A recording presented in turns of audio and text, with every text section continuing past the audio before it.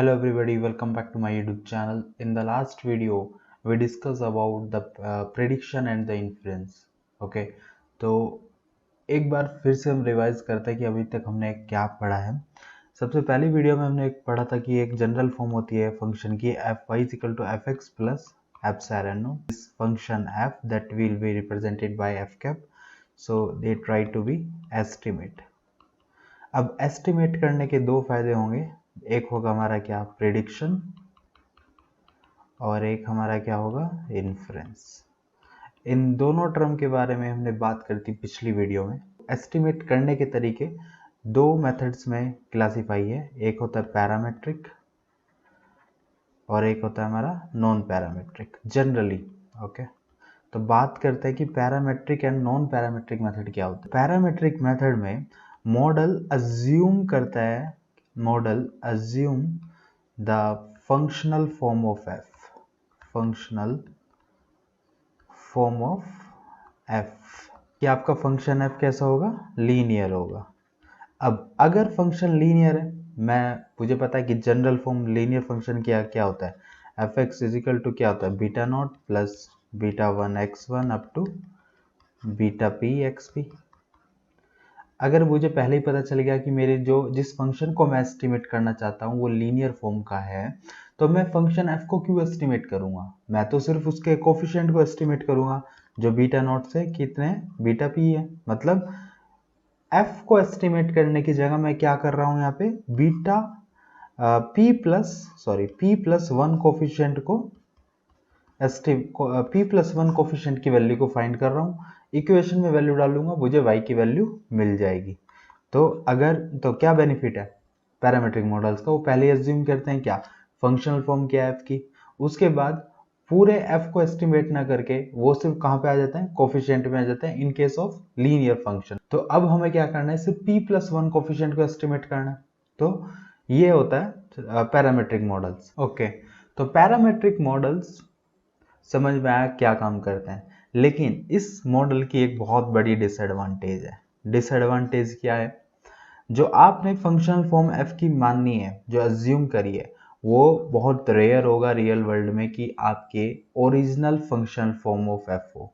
मतलब बहुत ही रेयर होगा कि आप पता कर पाओ अच्छा ये जो मैं फंक्शन है जिसको मैं एस्टिमेट करना चाह रहा हूँ वो साइन फंक्शन है, वो लीनियर फंक्शन है और वो जो भी बिला बिला फंक्शन है, तो बहुत ही रेयर है। ओके, क्योंकि अगर आपने करेक्टली अज्यूम नहीं करा तो जो आपका सपोज वो साइन फंक्शन है लेकिन आपने 10x फंक्शन आपने एज्यूम कर लिया, तो वो far from your data point हो गया, मतलब वो बहुत दूर हो गया आपके डेटा सेट से। तो क्या होगा, जो आप एस्टिमेट कर रहे हो या जो आप प्रिडिक्शन कर रहे हो या जो आप इन्फ्रेंस निकाल रहे हो वो आपके ओरिजिनल रिजल्ट से बहुत दूर होगा। मतलब बहुत उनके उनके बीच में कोई मैच ही नहीं होगा। ओके, तो मैच नहीं होगा तो क्या होगा, आपका एनालिसिस गलत हो गया। ठीक है, लेकिन अब इस प्रॉब्लम को सॉल्व करने के लिए हमने कैसे मेथड को यूज करना शुरू करा, जो फ्लेक्सिबल हो। ओके, जो एफ को एस्टिमेट करते हो। ठीक है, तो वो किस तरह के मॉडल्स होते हैं, उन मॉडल्स को हम कहते हैं नॉन पैरामेट्रिक मॉडल्स। तो नॉन पैरामेट्रिक मॉडल कोई अज्यूम कुछ भी नहीं करता कि फंक्शनल फॉर्म एफ की क्या है, ज्योमेट्रिकल फॉर्म एफ की क्या है, कुछ अज्यूम नहीं करता। सिर्फ इसका काम है कि आपको वो फंक्शन एस्टिमेट करके देगा जो आपके डेटा पॉइंट के बहुत पास होगा। वो कौन से मॉडल होंगे, नॉन पैरामेट्रिक मॉडल्स होंगे, तो उनको हम बोलते हैं नॉन पैरामेट्रिक मॉडल। लेकिन नॉन पैरामेट्रिक मॉडल्स के लिए ना आपको बहुत सारा डेटा चाहिए, मीन्स आपको बहुत सारी ऑब्जर्वेशन चाहिए। आप ये नहीं कि आपके पास 10 ऑब्जर्वेशन है और आप प्रेडिक्ट कर दोगे, नॉन पैरामेट्रिक मॉडल का यूज करके आप प्रेडिक्ट कर दोगे कि 11th ऑब्जर्वेशन कैसी होगी, नहीं। इसके लिए आपको बहुत सारी ऑब्जर्वेशन चाहिए। सो यहाँ पे क्या चाहिए, नंबर ऑफ ऑब्जर्वेशन हमको ज़्यादा चाहिए। तो जब नंबर ऑफ ऑब्जर्वेशन आपको ज़्यादा चाहिए तो आपका जो मॉडल है ना वो थोड़ा सा कॉम्प्लेक्स हो जाएगा। अगर मॉडल कॉम्प्लेक्स हुआ तो ये एरर को, अगर मॉडल कॉम्प्लेक्स हुआ तो इसमें एरर आएगी, से इसमें नॉइज होगी। ये एरर और नॉइज किसको जन्म देंगे, ओवरफिटिंग को। ओवरफिटिंग और अंडरफिटिंग दो टर्म्स बहुत ही परेशान कर देंगे अगर समझ में नहीं आई। तो अगर आपने क्या यूज करा, नॉन पैरामीट्रिक मॉडल्स यूज़ करें, नंबर ऑफ ऑब्जर्वेशन ज़्यादा चाहिए। अगर नंबर ऑफ ऑब्जर्वेशन ज़्यादा होंगे, अगर आपने सही से प्री प्रोसेस नहीं करा तो उसमें एरर आएगी। एरर आएगी तो वो किसको जन्म देगी? ओवरफिटिंग को। ठीक है, तो ओवरफिटिंग को तो तो हमारा टास्क कहाँ पे आ जाएगा कि ओवरफिटिंग को कम कैसे करें। ये हम किस में पढ़ेंगे? जब हम पढ़ेंगे ट्रेड ऑफ पढ़ेंगे हम किस में? वेरिएंस और बाइस में। वो नेक्स्ट टॉपिक है अलग, उसको हम अलग तरीके से पढ़ेंगे। तो बेसिकली अगर मैं लिखूं, अगर मैं मोटे मोटे शब्द में इसको फिर से इसकी समरी बना के एक्सप्लेन करूं, तो पैरामेट्रिक मॉडल हमारे क्या थे? ये अज्यूम कर रहे थे फंक्शनल फॉर्म ऑफ एफ की।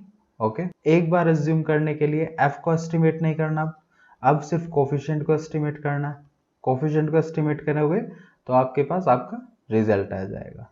ठीक है, जबकि नॉन पैरामेट्रिक मॉडल्स क्या होते हैं? कुछ अज्यूम नहीं करते हैं कि फंक्शनल फॉर्म क्या है एफ की। ठीक है, और ज़्यादा फ्लेक्सिबल होता है, लेकिन ज़्यादा फ्लेक्सिबल होने के चक्कर में ये मॉडल आसानी से ओवरफिट हो जाते हैं। ठीक है, तो मोटा मोटा समझ में आ गया कि पैरामेट्रिक और नॉन पैरामेट्रिक मॉडल्स कौन कौन से होते हैं। चलिए नेक्स्ट टर्मिनोलॉजी पे बात करते हैं। जो मशीन लर्निंग की प्रॉब्लम्स हैं, ये मेजर पोर्शन में क्लासिफाइड हैं। सुपरवाइज, दो तरह की प्रॉब्लम मेजर हैं, सुपरवाइज और अनसुपरवाइज। अब बात करते हैं सुपरवाइज और अनसुपरवाइज क्या होता है। सुपरवाइज प्रॉब्लम्स क्या होंगी ना, कि इसमें आपको टारगेट वेरिएबल का पता होगा। ठीक है, कि आपका जो आपको प्रिडिक्ट करना है ना, जो आपको आउटपुट प्रिडिक्ट करना है ना, वो आपको पता होगा कि आपका वाई कैसा है। ठीक है, जबकि अनसुपरवाइज प्रॉब्लम में ना आपको यही नहीं पता होगा कि आपका वाई कैसा है, आपको क्या प्रिडिक्ट करना है। ठीक है, सुपरवाइज मशीन लर्निंग की बात करें तो एग्जांपल लेते हैं हार्ट अटैक। ओके, आपके पास बहुत सारे प्रिडिक्टर्स हैं, जैसे आपके पास क्लिनिकल मेजरमेंट हो गए, उसकी ब्लड प्रेशर की रिपोर्ट होगी, तो आपके पास XYZ करके बहुत सारे प्रिडिक्टर हैं, लेकिन आपके पास आउटपुट भी है कि आपको हार्ट अटैक पेशेंट का प्रिडिक्ट करना है। तो इन फ्यूचर वही अगर डेटा अगर सेम मैच होता है तो दूसरे पेशेंट को आप बता दो कि भैया आपको हार्ट अटैक होगा, नहीं होगा। ठीक है, ये एग्जांपल हो गया किसका? सुपरवाइज मशीन लर्निंग प्रॉब्लम का, जिसमें हमको क्या पता होगा कि हमारा आउटपुट कैसा होगा, हमारा आउटपुट क्या है, ये हमको पता होगा। अनसुपरवाइज मशीन लर्निंग की बात करूं, सिंपल सा एग्जांपल लेता हूं, नेटफ्लिक्स में बंदे की प्रोफाइल देख के वो आपको मूवी रिकमेंड करता है, और जो आपने आपकी हिस्ट्री में आपने मूवी देखी होगी वो आपको एक बाय साइड आपको वो रिकमेंड करना शुरू कर देगा। तो अनसुपरवाइज मशीन लर्निंग में हम क्या पढ़ते हैं यहाँ पे? Cluster analysis. क्लस्टर एनालिसिस एक टर्मिनोलॉजी है जो सेम तरह के आपको एक ग्रुप बना के देगा। ये ऐसा ग्रुप हो गया और एक ऐसा ग्रुप हो गया। अगर ये वाला बंदा है, सपोज ये थोड़ा रिलीजियस बंदा है, तो आपको रिलीजियस कंटेंट ये आपको रिकमेंड करेगा। ये थोड़ा रोमांटिक टाइप बंदा है तो आपको ये रोमांटिक मूवीज को रिकमेंड करना शुरू करेगा। तो मुद्दे की बात यह कि अनसुपरवाइज मशीन लर्निंग में हमको ये नहीं पता कि हमको प्रेडिक्ट क्या करना है, हमको नहीं पता कि हमारा आउटपुट क्या है, हमारा आउटपुट से हमारा क्या लेना देना है। इसमें हम क्लस्टर बना बना कर स्टडी करते हैं। सुपरवाइज मशीन लर्निंग में हमको क्या पता है कि हमारा आउटपुट कैसा है, हमारा आउटपुट क्या है, हमारा आउटपुट हार्ट अटैक है, या हमारा आउटपुट किसी की चीज़ को किसी हाउस के प्राइस को प्रेडिक्ट करना है, हमारा क्या आउटपुट है। ओके, और क्या आपको क्लासिफाई करना है कि ये पिक्चर कैट की है या पिक्चर डॉग की है, तो आपको पता है। ओके, कोई आपके पास एस्से है तो उस एस्से में उसकी राइटिंग स्किल्स कितनी है, तो आपको ये पता है कि हमको क्या प्रेडिक्ट करना है। वो किस में आता है? जो आपको पता है कि आपको प्रेडिक्ट क्या करना है, वो आता है सुपरवाइज मशीन लर्निंग में। जो आपको नहीं पता है वो आता है अनसुपरवाइज मशीन लर्निंग प्रॉब्लम में। एक तरह की प्रॉब्लम और होती है, उसको हम बोलते हैं semi supervise machine learning problem. उसमें कुछ पॉइंट तो होंगे कि आपको पता होगा कि आपका आउटपुट क्या है, और कुछ ऐसे पॉइंट होंगे जिसमें ये नहीं पता होगा कि आपका आउटपुट कैसा दिखता है। That is a different kind of machine learning problem, but in this course we will consider about the supervise and the unsupervise machine learning problem. अब जैसे unsupervise machine learning further classify किस में होगी? Cluster analysis में। इसी तरीके से supervise machine learning किस में क्लासिफाइड होगी? दो तरह की प्रॉब्लम है, रिग्रेशन होती है एक होता है क्लासिफिकेशन। ओके, तो रिग्रेशन कौन सी प्रॉब्लम्स होगी जिसमें आपका जो आउटपुट है ना, जो आपका y है, ये आपका कॉन्टिन्यूस है, कॉन्टिन्यूस रैंडम वेरिएबल है, ओके। जबकि क्लासिफिकेशन में ये आपका डिस्क्रीट रैंडम वेरिएबल है। डिस्क्रीट रैंडम वेरिएबल मतलब जिसको आप काउंट कर सकते हो, जिसको आप से बाइनरी क्लासिफिकेशन मतलब आपके पास दो तरह की क्लास है, से 0 और 1। मल्टी क्लासिफिकेशन से आपके पास तीन तरह की क्लास है, 0 1 2, okay, x y z, okay. But continuous random variable क्या, जैसे किसी पर्सन की हाइट होगी 154 से 165 सेंटीमीटर के बीच में हो सकती है, ठीक है। स्टॉक प्राइस की वैल्यूज होगी, okay, okay, sugar cane yield होगी, ये सब क्या होते हैं, कंटिन्यूस रैंडम वेरिएबल होते हैं। मतलब जो आपकी कंटिन्यूस न्यूमेरिकल वैल्यूज होती हैं, अगर ऐसा आपका आउटपुट है तो वो कैसी प्रॉब्लम है, रिग्रेशन प्रॉब्लम है। अदरवाइज अगर आपके पास क्लासीफाई करने की कुछ चीजें, कुछ डिस्क्रीट तरह किस आप उन क्लास को काउंट कर सकते हो, वो कैसी प्रॉब्लम में आता है, क्लासिफिकेशन प्रॉब्लम में आता है।